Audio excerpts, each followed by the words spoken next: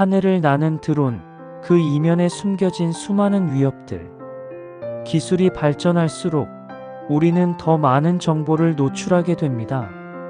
드론 보안과 사고 분석, 개인정보 보호까지. 지금 토미의 정보 세상에서는 여러분과 함께 디지털 세상 속으로 동행을 할 것입니다. 개인정보 보호의 시대. 우리는 지금 개인정보가 잘 보호되고 있는 시대에 살고 있는가? 핸드폰이 일상화되면서 편리해진 점은 너무 많아서 열거하기도 힘들다. 반면에 핸드폰으로 인해 불편해진 점이 무엇인지 묻는다면 얼마 전까지만 해도 불필요한 스팸성 광고 문자나 전화라고 답했을 것이다. 그러나 최근 들어서는 가장 불편한 점, 아니 가장 무서운 점은 당신의 개인정보가 유출되었다는 고지 문자가 아닐까 싶다. 지난 4월 전 국민의 절반 이상을 불안에 떨게 한 통신사의 고객정보 유출 사건 외에도 물건을 구매한 회사, 도서를 구매한 회사로부터 연달아 날아오는 개인정보 유출 고지 문자들, 나라는 개인이 내 의사에 반하여 타인에게 노출되었다는 불쾌감부터 시작해 2차 피해가 발생하지는 않을까 하는 불안함까지 생각하면 생각할수록 개인정보 보호의 중요성을 깨닫게 된다. 사실 1990년대 중반 무렵까지 개인정보의 중요성에 대한 개념이 없었던 것 같다. 사회생활을 하면서 내 개인정보가 요구되면 어디서든 별거리낌 없이 이름과 전화번호, 주민등록번호, 집 주소를 적었던 것이다. 사회 분위기도 비슷했던 것으로 기억한다. 가게에서 고객 등록을 하기 위해서 또는 경품, 응모를 하기 위해서 등등 많은 경우에 이름과 주민등록번호를 요구하는 것이 자연스러웠고 또 다들 이에 따랐다. 당시에는 학교 졸업앨범 뒷면에 모든 학생들의 이름과 전화번호 및 집 주소가 버젓이 기재되어 있기도 했었고, 그로 인해 결혼정보회사를 운영하고자 하는 사업자가 회원 모집 연락을 위해 대학교 졸업앨범을 구한다는 얘기를 들은 기억도 있다. 마음만 먹으면 영리 목적으로 타인의 개인정보를 쉽게 구할 수 있었던 것이다. 2000년대 초반에 접어들면서 개인정보 보호에 대해 어느 정도 인식이 생기기 시작했다. 그러나 사회 전반적으로 개인정보 보호의 중요성이 아주 심각하게 받아들여지지는 않았던 시기였다. 그 무렵에도 여전히 도서대여점에 회원 등록을 하면서 이름과 전화번호, 주민등록번호 및 집 주소 등을 기재하는데 별 주저함이 없었다.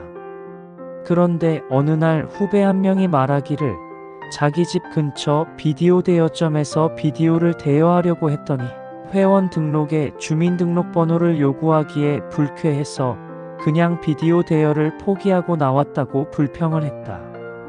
도서나 비디오 대여는 반납이 보장되어야 하는 업종이므로 대여자의 연락처를 확인할 필요가 있고, 따라서 전화번호를 요구하는 것은 이해할 수 있으나 주민등록번호가 왜 필요하냐는 것이었다.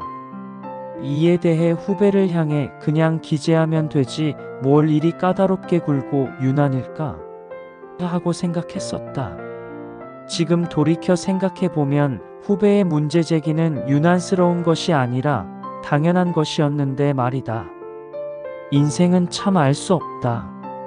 앞서 말한 것처럼 개인정보 보호에 대해 별로 문제의식이 없던 몇 년이 지나 정부 내 법률안을 심사하는 부처에서 일하게 되고, 공교롭게 그 시기에 정부는 개인정보보호법 제정안을 마련하여 국회에 제출하게 되면서 해당 법률안을 심사하게 된 것이다. 당시 우리나라에 개인정보 보호를 위한 법률이 전혀 없었던 것은 아니다. 개인정보 보호와 관련하여 공공기관의 개인정보 보호에 관한 법률이 시행되고 있었다. 또한 헌법재판소도 이미 개인정보자기 결정권을 인정하고 있었다.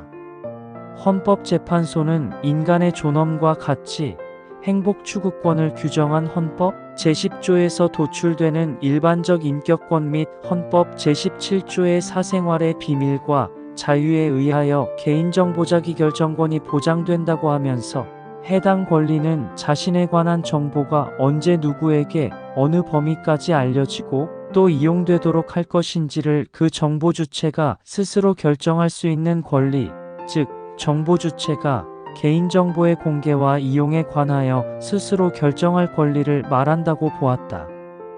이에 따르면 개인정보 자기결정권의 보호 대상이 되는 개인정보는 개인의 신체, 신념, 사회적 지위, 신분 등과 같이 개인의 인격 주체성을 특징 짓는 사항으로서 그 개인의 동일성을 식별할 수 있게 하는 일체의 정보라고 할 수 있고, 그러한 개인정보를 대상으로 한 조사, 수집, 보관, 처리, 이용 등의 행위는 모두 원칙적으로 개인정보 자기결정권에 대한 제한에 해당한다.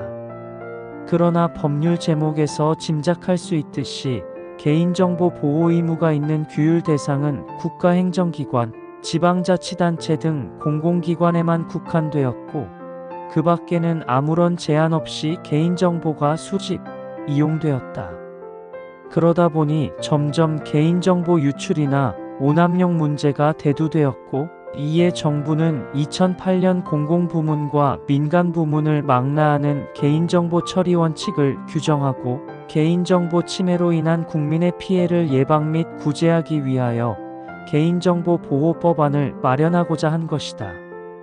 여담이지만 그 덕분에 법률안 심사를 위해 몇 개월에 걸쳐 개인정보의 개념부터 시작해 개인정보 처리의 다양한 모습, 정보 주체의 권리 등 개인정보 보호 전반에 관한 지식을 습득하고 미국의 프라이버시법, 영국의 정보보호법, 독일의 연방정보보호법 등 외국 입법례들을 연구하게 되었다.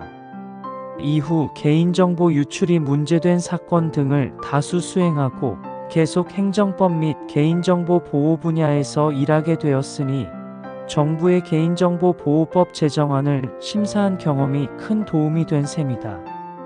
그런데 문제는 개인정보 보호를 위한 법제가 상당히 잘 마련되어 있고 또 계속 보완되고 있음에도 불구하고 여전히 개인정보 보호에 대한 위협은 빈번하게 발생한다는 점이다. 최근 언론 보도에 따르면 인터넷 암시장에 유출된 우리나라 국민의 개인정보가 약 4억 6천만 건으로 추산된다고 한다. 실로 두려운 일이 아닐 수 없다. 물론 이러한 개인정보 유출 중에는 고도로 발전된 기술을 이용한 해킹의 결과로 개인정보를 수집, 보유한 주체도 모르게 제3자가 정보를 탈취해가는 불가항력적인 경우도 꽤 있는 것으로 보인다.